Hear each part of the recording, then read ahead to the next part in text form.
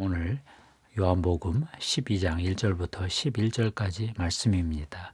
베다니 마리아는 어떻게 예수의 장례를 준비하게 되었는가 생각해 보았습니다. 영어 단어 중 번역이 안 되는 단어가 있습니다. 인테그러티인데요. 온전함, 완전함, 성실, 정직, 충실 등으로 번역해 보지만 마음에 와닿지 않습니다.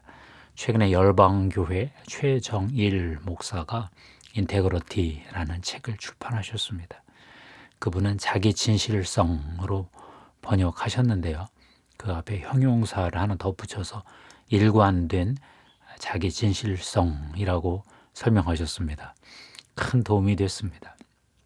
보통 인테그러티는 겉과 속이 같다 하는 개념이지요. 과거에는 이랬다, 요즘에는 저랬다 하지 않는 것입니다. 이 사람에게는 이렇게 행동하고 저 사람에게는 저렇게 행동하지 않는 것입니다.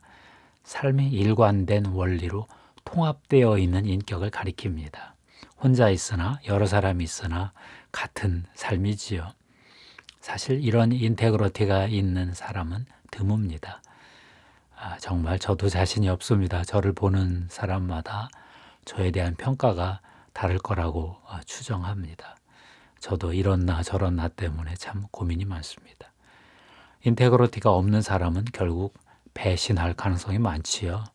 로마 시대 브루터스는 자신의 공화정 신념에 따라 케사르 시저를 배신했습니다. 죽어가는 시저에게서 브루터스 너마저 라는 말을 들었습니다. 당시 브루터스 마음은 은인 케사르 시저에 대한 미안한 마음, 로마 공화정을 지키고 싶은 정의로운 마음, 자기 정치적 입지를 세우고 싶은 야망의 마음 등으로 분열되어 있었을 것 같습니다. 성경에도 이와 비슷한 인물이 나옵니다. 가룟 유다입니다. 가룟 유다는 정말 열심히 특별했던 사람 같습니다. 다른 제자들은 대개 갈릴리 출신으로 다 예수님 인근에서 부름을 받았는데 가룟 유다는 남유다 출신입니다. 자기가 직접 예수를 찾아가 갔을 가능성이 많습니다. 예수의 하나님 나라 운동에 주도적으로 참여한 것이지요. 열심당 출신이라는 설명도 있습니다. 똑똑해서 돈 궤도 맡았습니다. 상당히 실용적인 사람 같습니다. 오늘도 베다니 마리아가 예수님의 발에 비싼 향유 한 근을 붓는 낭비를 견디지 못하고 있습니다. 이 향유를 어찌하여 300데나리온에 팔아 가난한 자들에게 주지 아니하였느냐 하며 비난했습니다. 300데나리온이면 1년치 연봉인데 이렇게 허비할 수는 없지요. 위선적인 면도 있었던 것 같습니다. 6절에 그는 도둑이라 돈 궤를 맞고 거기 넣는 것을 훔쳐 가밀어라 라고 설명해 두었네요. 그런데 이런 가룟 유다는 열심히는 살았지만 성공하지는 못했습니다. 결국 예수님을 은 30에 팔고 자기 인생을 종결했습니다. 열심히 일해도 성공하지 못하는 이유가 무엇일까요? 그것은 하나님의 뜻보다 자기 신념에 열심을 내었기 때문일 것입니다. 가룟 유다는 이스라엘 왕국의 영광을 회복할 메시아를 기다렸습니다. 예수가 메시아일 가능성이 있다고 보고 자기 인생을 걸었습니다. 그런데 예수님이 점점 십자가 얘기를 합니다. 죽었다가 3일 만에 살아난다는 말도 들었는데 믿기지가 않습니다. 자기가 생각했던 메시아가 아니다 하는 것이 드러나자 돌발 행동을 했습니다. 은 30에 예수를 대제사장 그룹에 팔아 넘겼습니다. 돌발적 행동이라 그랬는지 바로 후회하고 자살해 버렸습니다. 오늘 가룟 유다의 생과 대척점에 전혀 다른 한 사람이 나옵니다. 베다니 마을 마리아입니다. 마리아는 오라버니 나사로 언니 마르다와 함께 예루살렘 근처 베다니에서 살았습니다. 성경에 예수님이 자주 그 집을 방문했다는 기록이 나오지요. 예수님과 잘 아는 집안일 가능성도 있다는 얘기 들었습니다. 마리아는 자주 예수님 발치에 앉아 말씀을 들었습니다. 예수님이 말씀하시는 하나님 나라에 마음이 끌렸습니다. 예수님이 십자가를 지러 마지막으로 6월절에 오신 주간입니다. 오라버니 나사로가 죽은 지 4일 만에 살아났습니다. 예수 그리스도가 부활을 상징하는 표적을 일으키신 것이지요. 나사로는 금방 유명 인사가 되었고 마리아 집안이 유다 지역의 뉴스에 초점이 되었습니다. 나사로가 살아나는 것을 축하하며 예수님께 감사하는 잔치가 벌어졌습니다. 죽은 자가 살아났으니 잔치를 하고도 남겠지요. 마르다는 일을 하고 나사로는 예수와 함께 앉아 있었습니다. 그런데 오늘 마리아는 예수님에게 전혀 다른 대접을 해드리기로 마음먹었습니다. 자기가 갖고 있는 것 중에 최고의 것을 바치기로 결정했습니다. 바로 향유인데요. 지극히 비싼 향유, 얼마나 비싼지 노동자 1년치 연봉의 가치에 해당하는 귀중품입니다. 3절 말씀인데요. 마리아는 지극히 비싼 향유, 곧 순전한 나드 한 근을 가져다가 예수의 발에 붓고 자기 머리털로 그의 발을 닦으니 향유 냄새가 집에 가득하더라.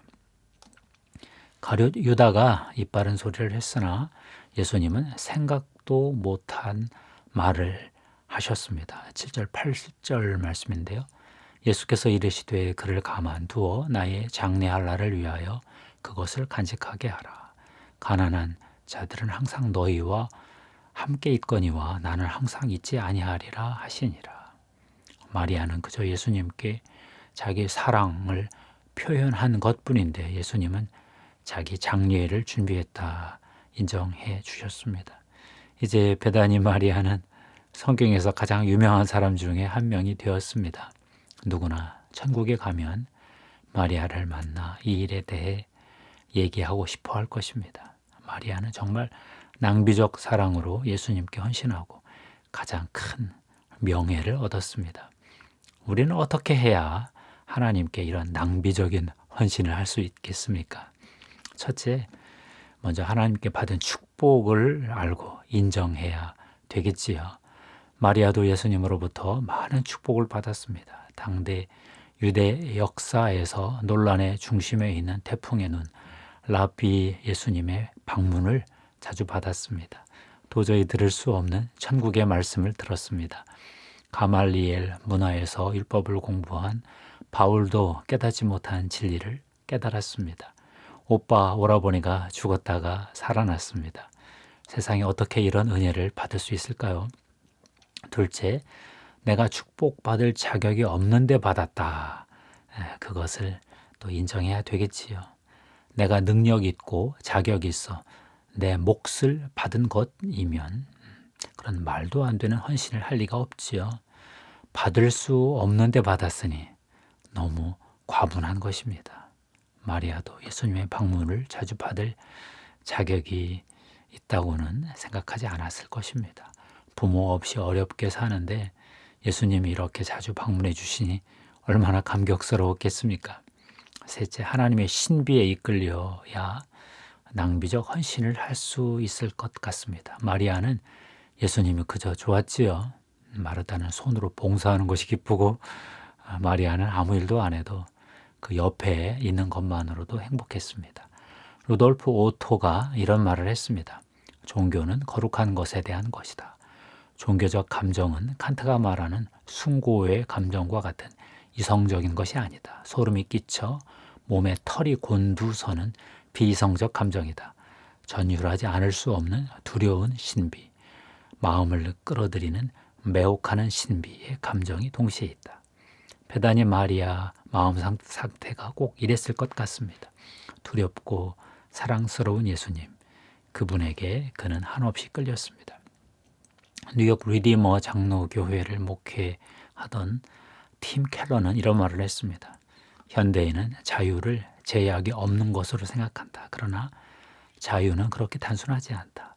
물고기가 물에서만 자유하듯이 인간은 사랑의 관계 안에서만 자유하다. 사랑은 나의 자유를 포기하고 상대에게 헌신하며 친밀함을 누리는 것이다. 하나님의 아들도 천상의 자유를 포기하고 이 땅에 오셔서 우리를 사랑해 주셨다. 그분의 사랑을 받은 우리도 하나님을 사랑하고 이웃을 사랑하는 자유를 누릴 수 있다. 그러면서 팀 켈러는 C.S. 루이스의 말을 인용했습니다. 루이스 친구가 루이스에게 물었다. 하나님을 사랑한다는 게 쉬운 일인가? 루이스는 대답했다. 사랑하고 있는 이들에게는 쉽지. 사랑에 빠지면 상대를 기쁘고 행복하게 해주고 싶습니다. 누가 부탁하지 않아도 무슨 일이든 다 해주려 합니다. 말만 해요. 바라는 건 뭐든지 다 할게요. 어안이 벙벙해진 친구는 그 옆에서 보면서 완전히 코가 꿰었군 하고 비웃습니다. 그러나 사랑에 빠진 당사자의 속마음은 천국이 따로 없습니다. 예수님과의 관계도 그렇습니다. 그리스도의 사랑이 그리스도인을 구속합니다.